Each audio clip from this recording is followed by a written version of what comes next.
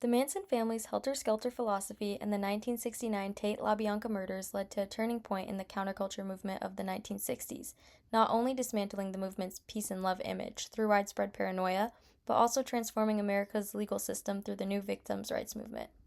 In the mid-1960s, American society was under the spell of the counterculture movement.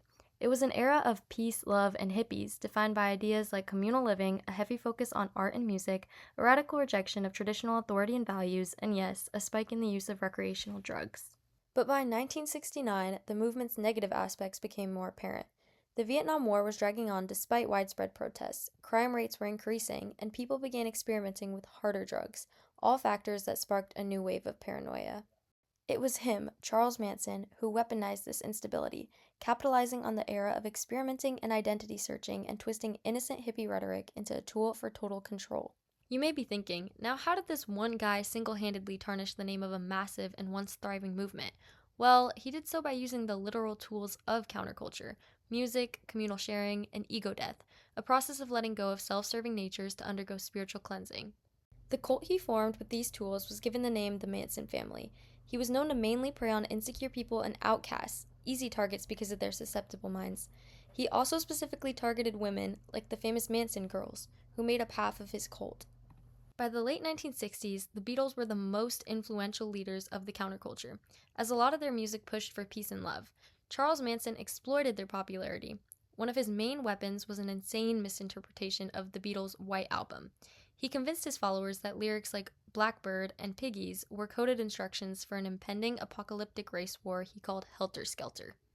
As for communal living, Manson family residents lived at Span Ranch, which was a former movie set for famous westerns. On the outside, it looked like a hippie commune, but in reality, it was ran like a military camp. Through LSD-fueled programming sessions and fear drills, Manson chipped away at his followers' moral compasses, preparing them for a level of violence they would soon begin wreaking on the public.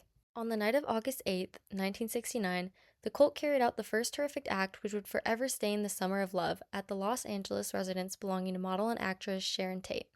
4 of Manson's followers, Tex Watson, Susan Atkins, Patricia Krenwinkel, and Linda Kasabian, broke into the celebrity's house with orders from Manson to kill anyone present behind its walls. The 4 members claimed the lives of 5 people, including Tate. They were brutally stabbed and shot dozens of times. Sharon Tate was 8 months pregnant at the time of the slaughter. Before fleeing the crime scene, one of the members used the blood to write the word pig on the front door. This was evidence strategically planted by the group to place all blame of the murders on another specific radical group, like the Black Panthers, and begin Manson's predicted race war. Manson was dissatisfied with the previous night's actions during the Tate murders, believing it to be sloppy. So on August 10th, only 24 hours later, he decided it was time to strike again, this time supervising the crime.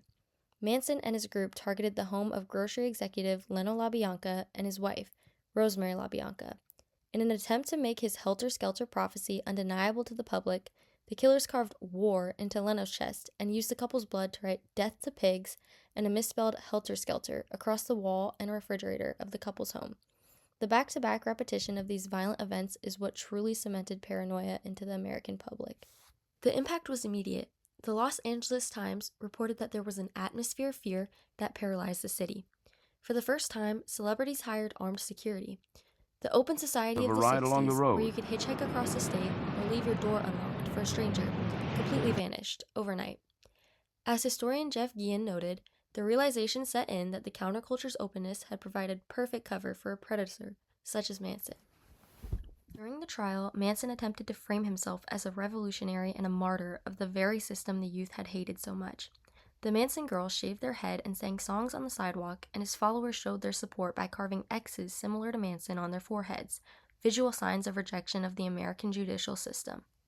Manson claimed, "The mark on my head simulates the dead head black stamp of rejection, anti-church, falling cross, devil sign, death, terror, and fear."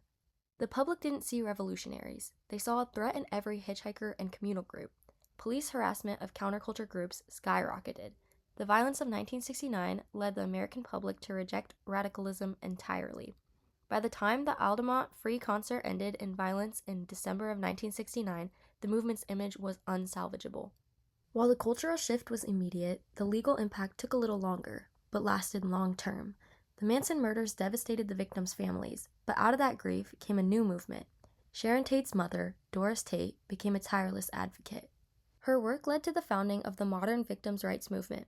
Before Doris Tate, the families of victims had little to no voice in the judicial process. Because of this case, victim impact statements became a standard part of parole hearings. The legal system began to prioritize public safety and the rights of those harmed over the revolutionary or rehabilitative claims of high-profile cult members, forever changing American law by ensuring that a defendant's debt to society was weighed against the lived trauma of their victims. Charles Manson didn't just kill 7 people. He killed an entire era. By using the tools of rebellion, music, communal living, and drugs to facilitate murder, he proved that the peace and love ideology was dangerously vulnerable to manipulation. The Manson family serves as the symbolic end of an era, a reminder of what happens when the search for a new society loses its moral compass.